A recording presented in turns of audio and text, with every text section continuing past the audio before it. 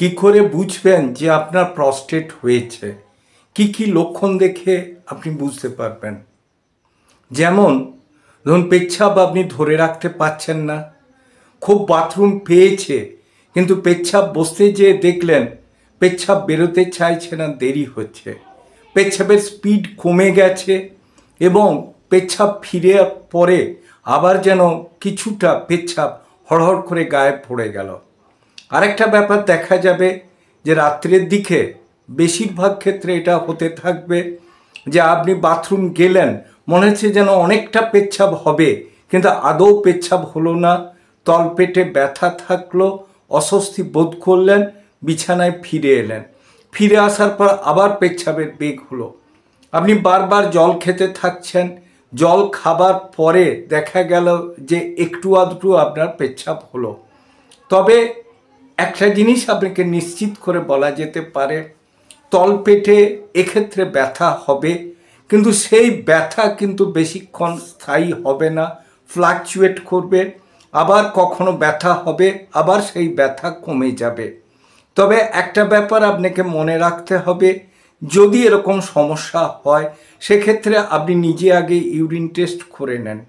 Urine test করে দেখবেন অ্যালবুমিনের মাত্রা বেড়ে গেছে, বারবার পেচ্ছাপের জন্য আপনাকে সেই যারা প্যাথোলজি করে সেই প্যাথোলজিস্টরা বা ডাক্তারবাবু বলবেন USG of the lower abdomen এবং serum PSA, blood for creatinine urea বলবেন। দেখা গেল যে প্রস্টেটের ওজন অনেকটা বেড়েছে, প্রস্টেটও ম্যাগেলি হয়েছে এবং কিছুটা রেসিডিয়াল ইউরিন থেকে যাচ্ছে এবং বারবার আর্চ হবে।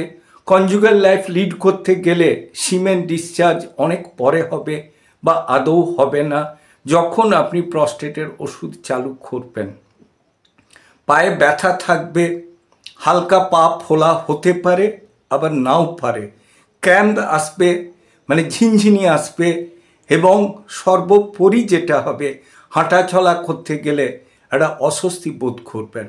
এইসব লক্ষণ দেখলে আপনি ডাক্তারবাবুর শরণাপন্ন হলে উনি আপনাকে urine RECS, blood for creatinine urea, serum PSA, USC of the lower abdomen দেবেন। এতে যদি ধরা পড়ে তখন কিন্তু আপনার প্রস্টেটের চিকিৎসা আরম্ভ হবে। এক্ষেত্রে আপনি যে সেরে যাবেন এটা বলা যাবে না, কিন্তু ওষুধ আপনাকে টানা একভাবে খেয়ে যেতে হবে। আরেকটা ব্যাপার আপনাকে মনে রাখতে হবে যে এটা আমি খাচ্ছি আমি পুরোপুরি সেরে যাব বা অপারেশন করলেও আমি ভালো হয়ে যাব, এটা চাঁচানো হয়, এটা ফেলে দেয়া নয়। চাঁচাতে চাঁচাতে আপনি দুবার তিনবার চারবার করলেন কিন্তু আপনার ফ্রুটফুল রেজাল্ট নাও হতে পারে। এক্ষেত্রে কিন্তু হোমিওপ্যাথি ওষুধ ভালো কাজ করে। Causticum potency, sabal serrulata potency, sabal serrulata mother, berberis mother. তবে কখনোই ওষুধের নাম ওষুধ জেনে নিজে না খেয়ে কোনো ডাক্তারবাবুর পরামর্শ মতো চললে আপনি ভালো থাকবেন। আমার চ্যানেল যদি আপনাদের ভালো লাগে অবশ্যই লাইক করুন, শেয়ার করুন, কমেন্ট করুন, সাবস্ক্রাইব করুন। প্রয়োজনে 9434183198 যোগাযোগ করুন। ভালো থাকুন, সুস্থ থাকুন।